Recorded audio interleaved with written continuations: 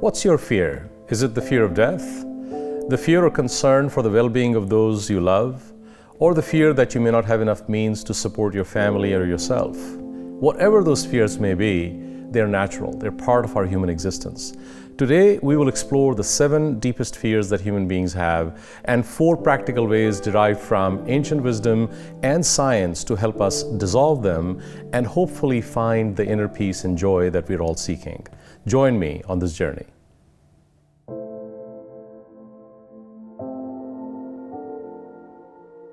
Most of us experience a life full of wonderful moments and difficult moments. But for many of us, even when we are most joyful, there is fear behind our joy.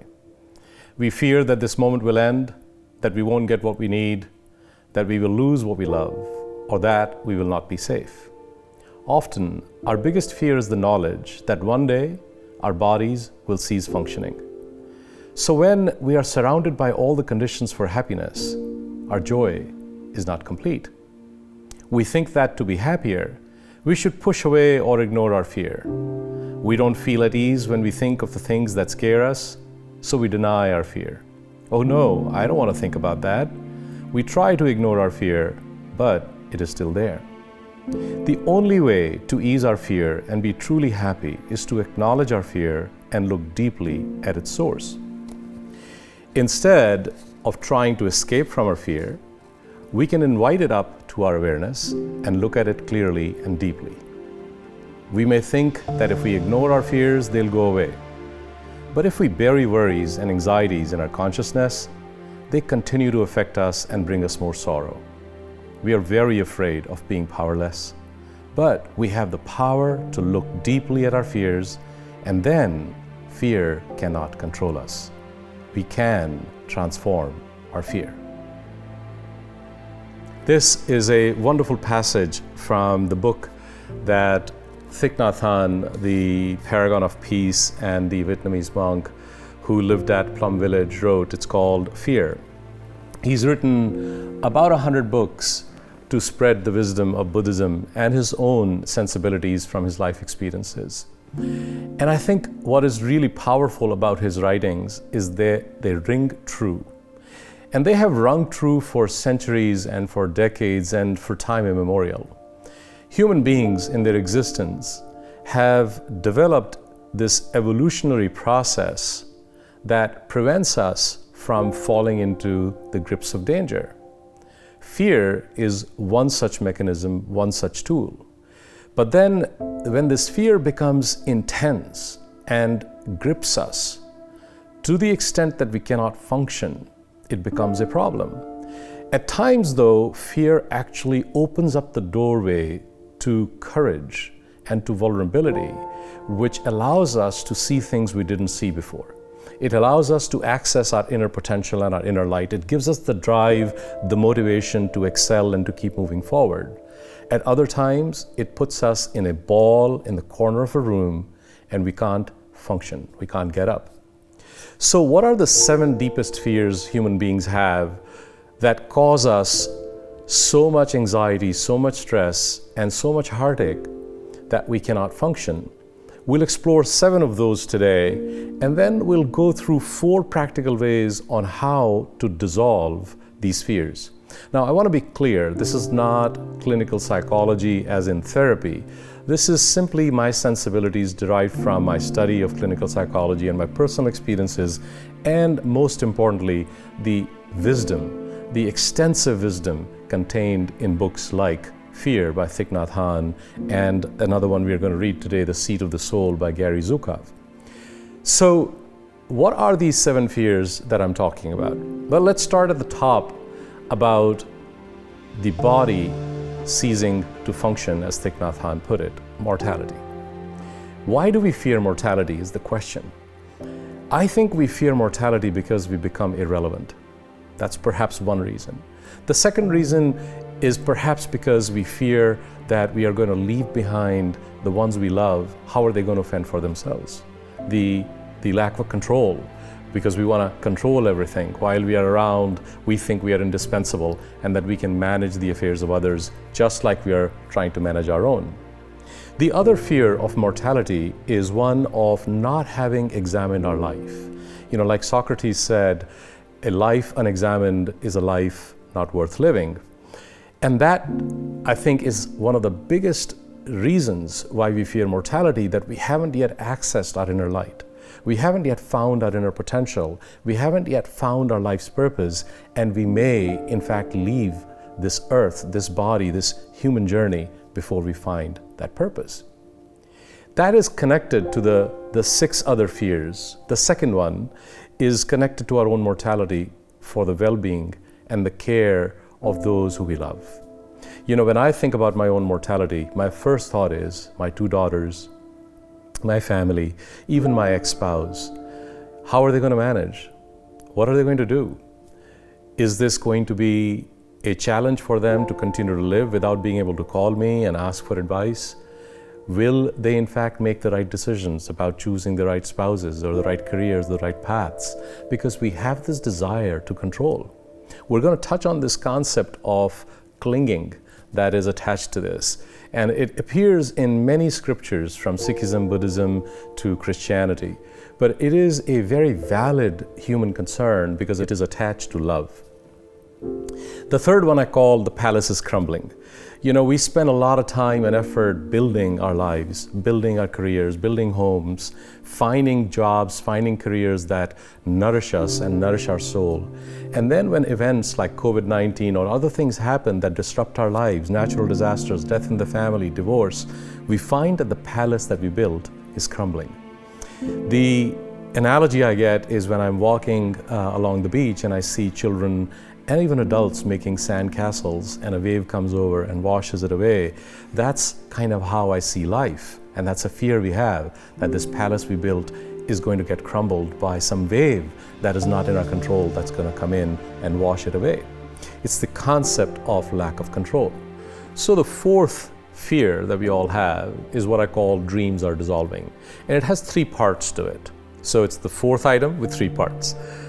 The first is related to our youth. When we are graduating from high school or college, like my daughter is graduating, and in times of economic crisis and socioeconomic instability like we're experiencing right now, it is normal to have the fear of your future, your career. Am I going to get a job? Am I going to be able to move out of my parents' home? Am I going to be able to deal with the uncertainty that's surrounding all of us? Then you get to the middle ages, 30s and 40s, and some of us start getting existential questions. Is this it? Is this all I'm here to do? What is the purpose of my life? What about the next direction of my career that I wanted to take that I believe is my passion? I'm an attorney, but I really wanted to be a musician. Can I do that? All of those questions start to create this uncertainty and fear, whether or not we are going to achieve our life's purpose. And it's related again to this concept of mortality. Will we be able to get to our dreams that we've put together? Then towards the latter part of our life, we develop something called ontological guilt. This is a very natural process of saying, I followed this path, but perhaps I should have followed another. Once again, it's about what Socrates said, a life unexamined is a life not worth living. And that ontological guilt is precisely related to whether or not we have lived a life that was examined. And was it worth living? What did we leave behind?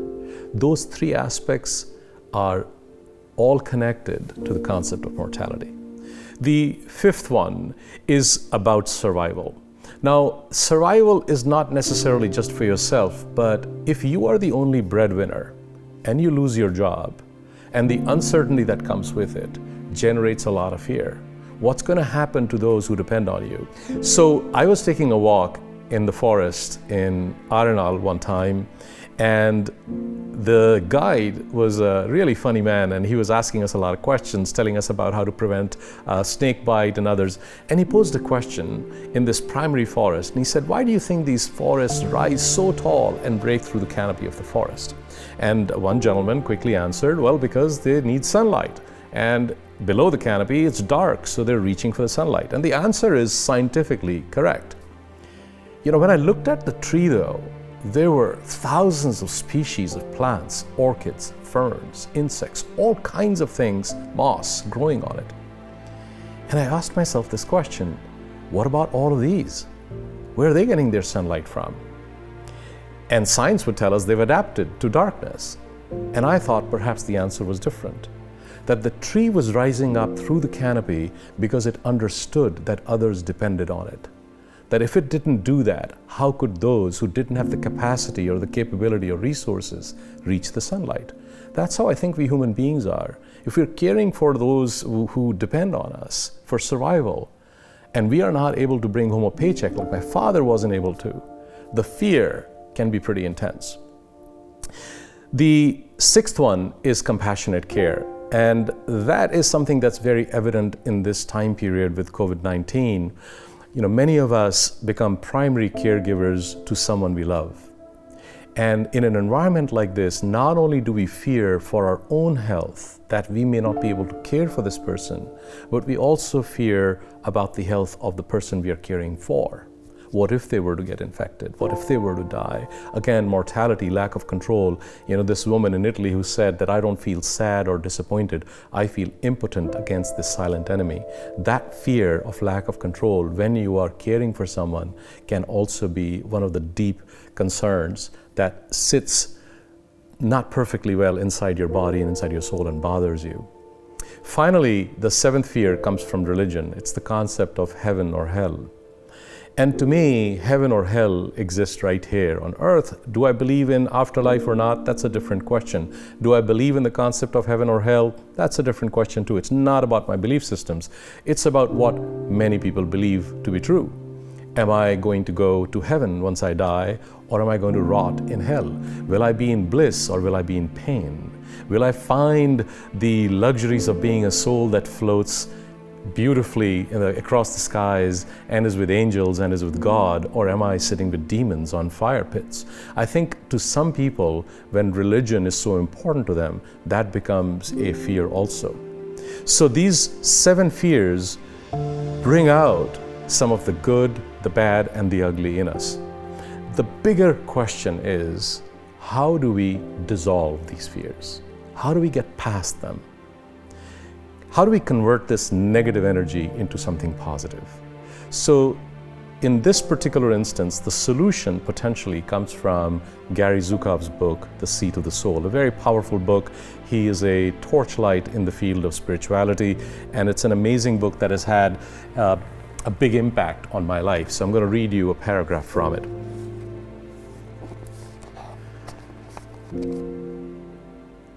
Within each experience of pain or negativity is the opportunity to challenge the perception that lies behind it, the fear that lies behind it, and to choose to learn with wisdom.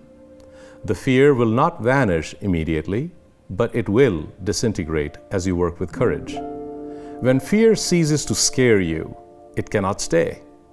When you choose to learn through wisdom, to evolve consciously, your fears surface one at a time in order for you to exorcise them with inner faith. That is how it happens. You exorcise your own demons. So the power is in our hands. This is the concept of control, perhaps, or the vulnerability and the courage that Brené Brown talks about. We've done a whole session on vulnerability and how to find that courage. But the bottom line is that the construct of fear that is coming from our reptilian brain to help us protect ourselves from danger, when it gets out of control and takes us in this downward spiral of thoughts, it turns into a paralyzing emotion. And dissolving it in a safe way is the recipe to finding that peace and the joy that we are all seeking. The answers are not only in spiritual books like The Seat of the Soul or Fear that I just read, Thich Nhat Hanh's book, and there's many others. The answer, I believe, is in a combination of science and ancient wisdom.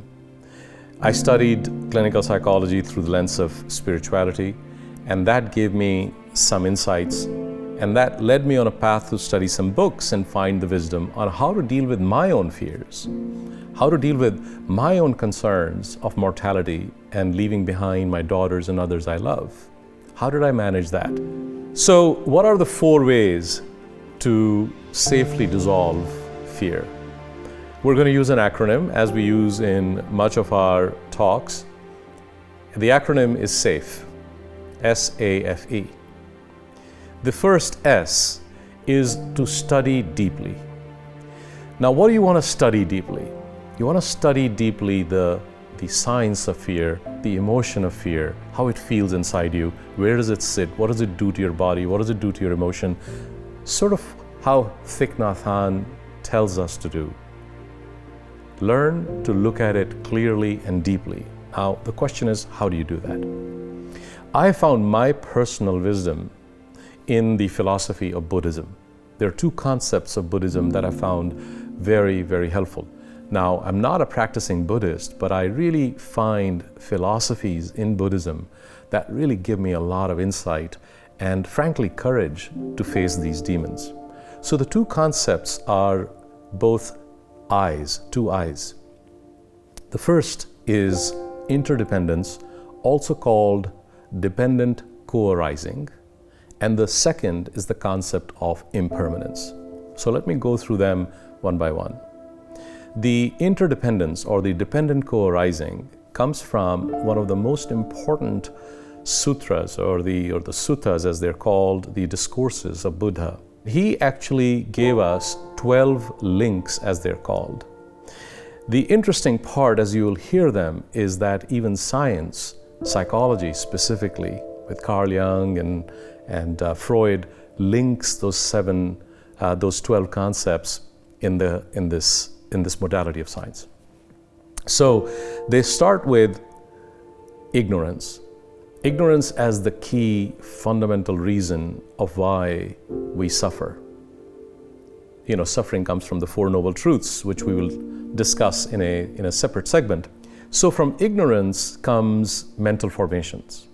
Mental formations start to give us a sense of ourself. From that comes name and form, who we are.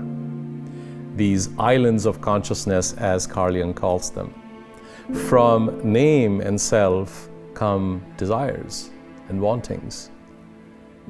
To understand desires, we start to go achieve them, and we try to go grab them and bring them in. And once we grab them, then we cling to them. And when we cling to them, it creates a further level of suffering that causes us fear of loss. Finally, we move into the cycle of birth and death. So when you read the 12 links, you will understand deeply how the Buddhist philosophy helps us understand this human emotion. I find that personally very insightful.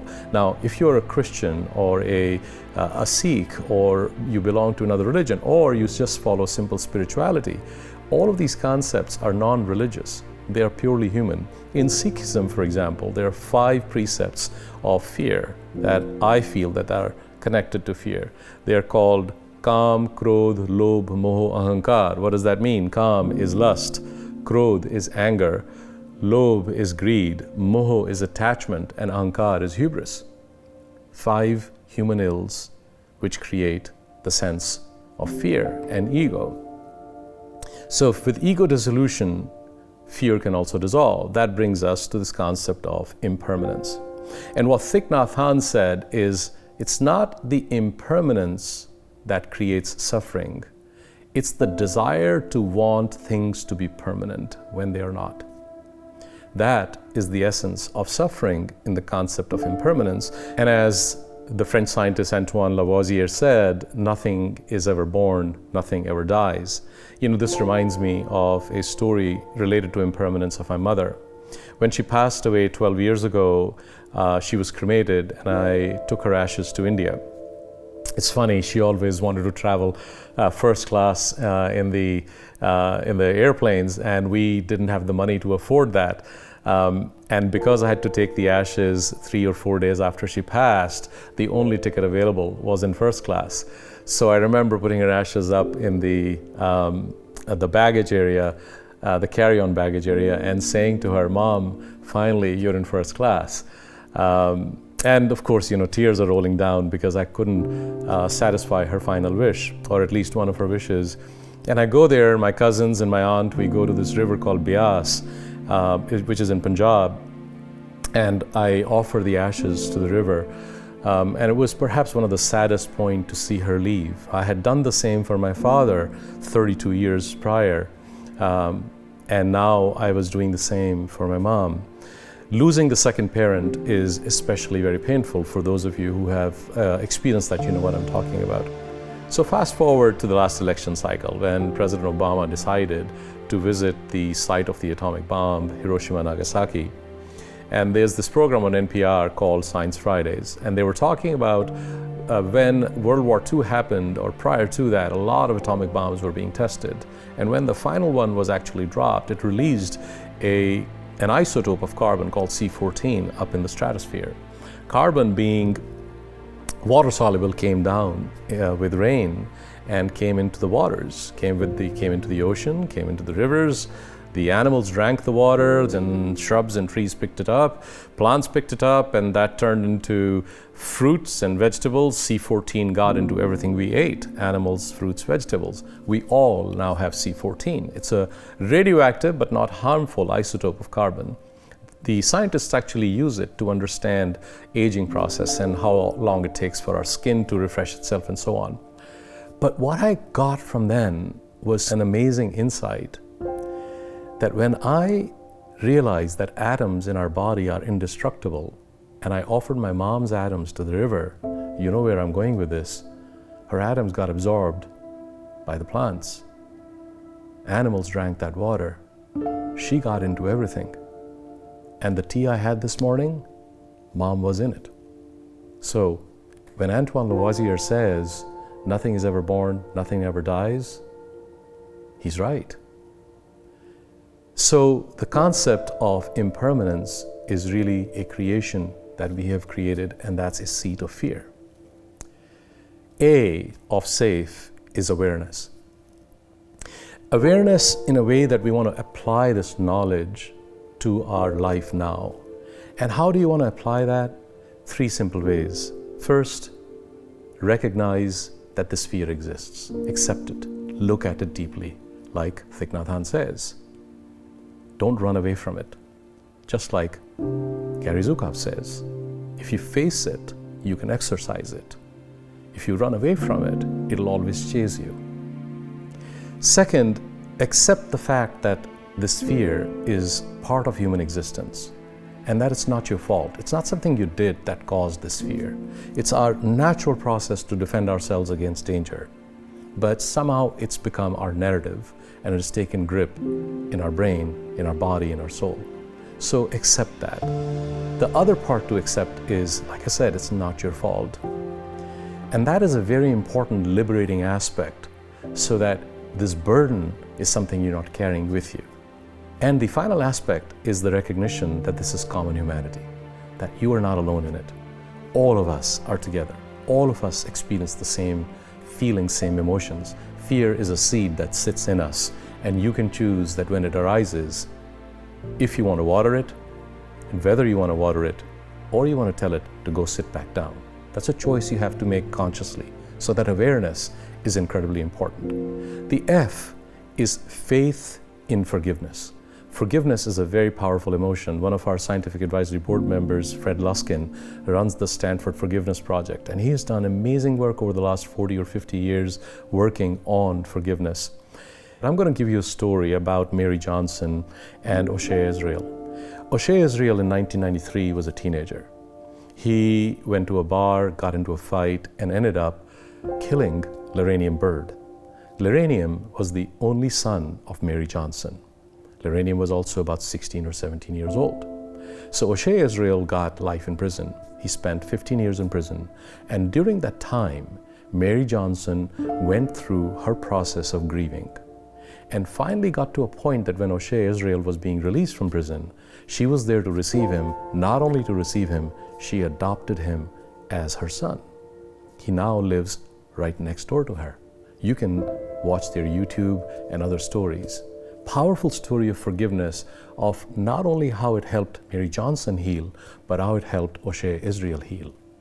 And if we believe in the concept of soul, then perhaps it helped heal the soul of Lorraine Bird too. And the final E. E stands for empathize and extract, and I'll touch on both concepts briefly. Empathy turns into compassion, but we are talking about self-empathy and self-compassion. There's enormous amount of work that Kristen Neff has done, that Chris Germer has done on the issue of self-compassion. You can read their books, you can go to their websites and find a lot of exercises that are very helpful in self-compassion. Just the mere act of sitting in bed at night and caressing yourself like you would somebody who needed your empathy, which means understanding their feelings and perspectives. You know, when you do that, it is amazingly comforting. Just simple exercises like that, telling yourself that this is not your fault, that it is not because of your weaknesses that you see as weaknesses. Shifting that perspective, what you consider as weaknesses are perhaps your strength. Extract. My mother, a deeply religious woman, used to say when I would go to the temple, the Sikh temple, sometimes there were political rhetoric and other types of things which had, in my opinion, no place in a place of worship. And I would come home somewhat disturbed, and she would say to me, you know, be like the honeybee. Go to the different flowers, take your nectar and fly away. Don't worry about the thorns that exist around them. So just focus on the nectar. And that is what I mean by extraction. So understanding with a fairness, in a self-aware way, through your own study, can help you dissolve this fear through the SAFE acronym. Study deeply, apply with awareness, faith in forgiveness, empathize and extract. And as we do always, I'm going to leave you with a prompt. And this time, this prompt is different. It is actually a loving kindness meditation for ourselves. So what I would encourage you to do is find a place to sit down comfortably, or lay down if you like. Please close your eyes. The reason I request you to close your eyes is because our brain is hyperactive. If you let a lot of stimuli in, then it is processing those stimuli because it's trying to protect you from danger. So feeling safe by keeping your eyes closed is sometimes difficult for some of us. But trust in yourself, close the eyes so your brain can calm down and focus on the loving kindness meditation. And now take 3 deep breaths. And they're slightly different in instruction than you normally hear. So when you breathe in, breathe to a count of 5. And that'll activate your sympathetic nervous system. You can feel your heart rate actually goes up a little. And then when you exhale, exhale to the count of 10, very slowly. That activates your parasympathetic nervous system and brings down your heart rate. So the goal is to relax. So breathe in for 5, breathe out for 10. And with your eyes closed, repeat these words silently in your mind, and we're going to do this 3 times. And this meditation comes from THICH NHAT Hanh's book, Fear. May I be peaceful, happy, and light in body and spirit. May I be safe and free from injury. May I be free from fear, anxiety, anger, and afflictions.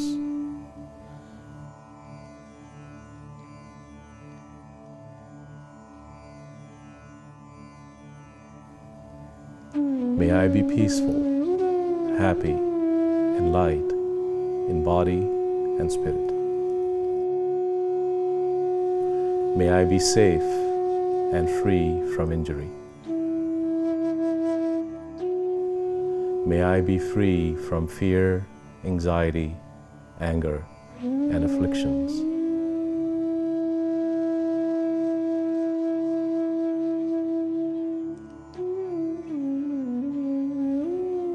May I be peaceful, happy, and light in body and spirit. May I be safe and free from injury. May I be free from fear, anxiety, anger, and afflictions.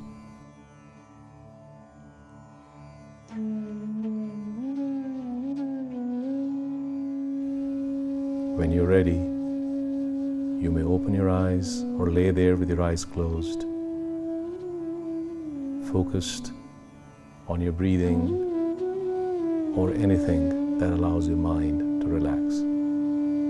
Thank you for being on this journey with me today.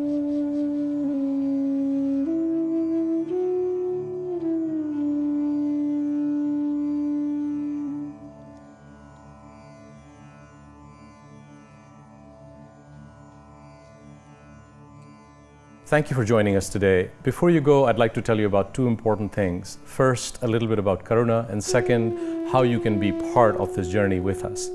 At Karuna, our mission is threefold. First, to support and empower youth and women who have suffered unspeakable abuse, neglect, abandonment, trafficking, and all of the traumas that life brings their way, unfortunately. Second, to support early childhood education in disadvantaged communities to help break the cycle of vicious poverty and abuse. And third, to fund well-being research through our esteemed scientific advisory board in areas that are disadvantaged.